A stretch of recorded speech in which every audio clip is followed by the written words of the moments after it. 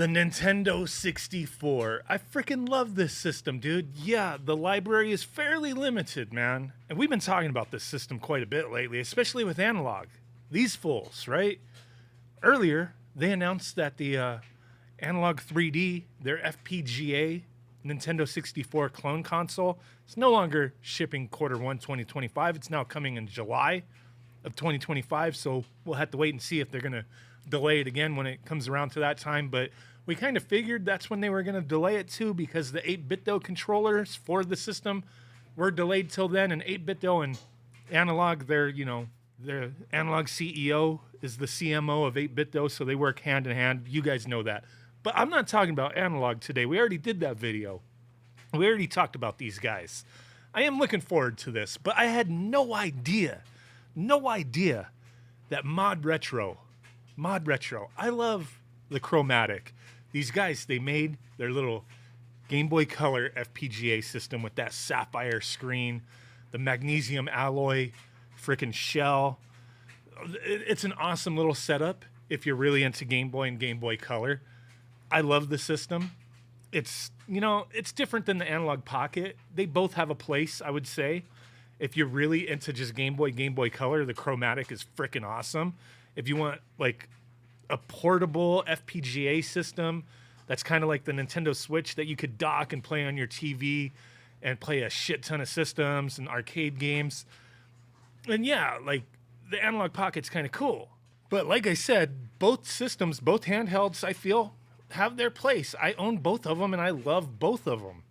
But ModRetro, not to be out Nintendo 64, they just kind of snuck something in yesterday and I didn't even notice.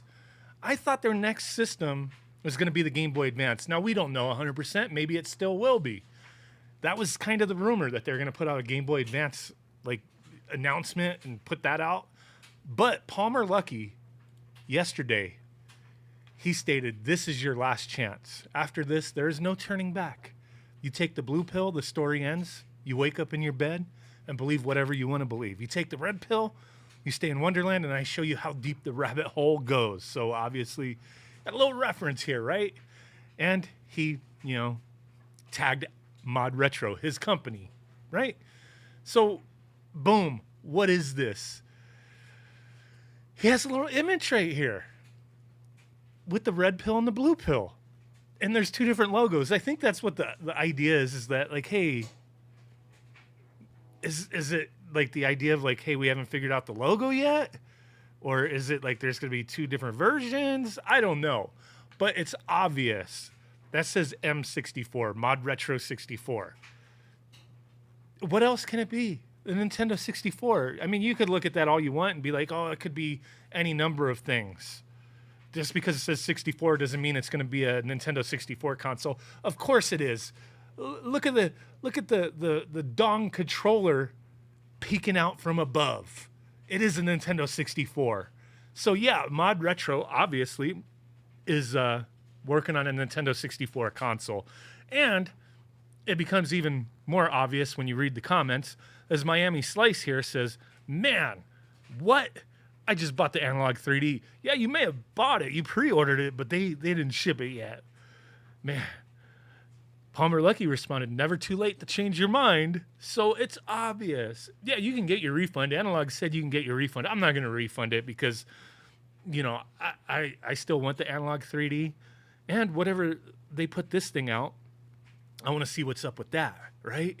Compare the two. See what's the difference, right? The Analogue, they're saying it's like 100% compatibility. Like, what is really going to be the difference here? Is it going to be another limited run? I mean, when you look at Analogue, Analogue's limited. Like, they put something out and then it's gone. The only thing that they've been consistently keeping in stock and refreshing when it goes out of stock has been the Pocket. Like, that's like their flagship thing right now, right?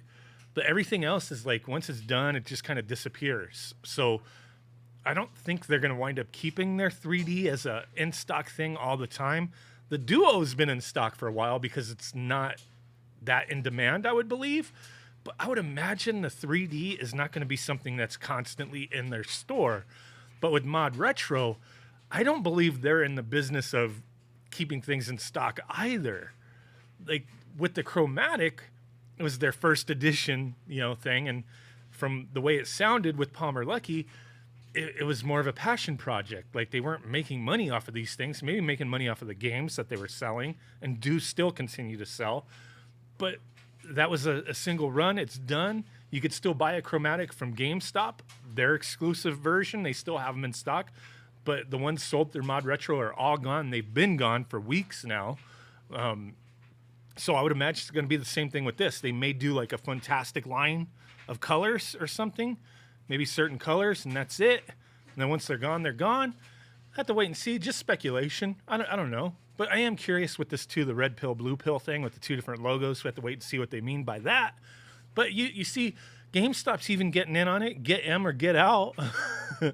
Right? So maybe GameStop's going to carry these. GameStop wants to get in on these retro selling systems and consoles. They sell retro games, used stuff. And they did sell the first wave of games from ModRetro for the chromatic. I haven't seen them selling the second wave of games yet. I mean, I'll have to double check. I haven't seen them up on their website, but hey, I'm excited for this. If they can beat Analogue at price, we'll have to see. Features, I mean, it's interesting. I'm excited for ModRetro and what they're doing. It's great to have a competitor to Analogue. That's all I'm saying. As far as, like, we have other FPGA solutions out there. You got, Retro Remake with their stuff going on with Taki over there, with the Mr. stuff and the Superstation, things like that, and then other companies doing Mr. clones. You have those types of things where you could pop in ROMs and whatnot. But as far as like these systems that play original cartridges, it's just been Analogue for the most part, other than like, Retro USB with their AVS, just the NES. But you haven't really seen any other companies jumping into this. So I welcome ModRetro disrupting this this sector of the marketplace against Analogue. Hell yeah, dude. Just, man, I'm telling you, if you're interested when they do put this live, whenever they put it live, I'm going to keep tabs on this, right? Whenever they put this live to go up for sale, don't sleep on it. If you have the slightest bit of interest, don't sleep on it. If you look at those damn chromatics, I'm not a person who's like, oh, I gotta like buy something for the perceived value in the future. I don't look at things like that. Sometimes things just go crazy and it's like, holy crap, this is worth like so much now, or what people are willing to pay anyway.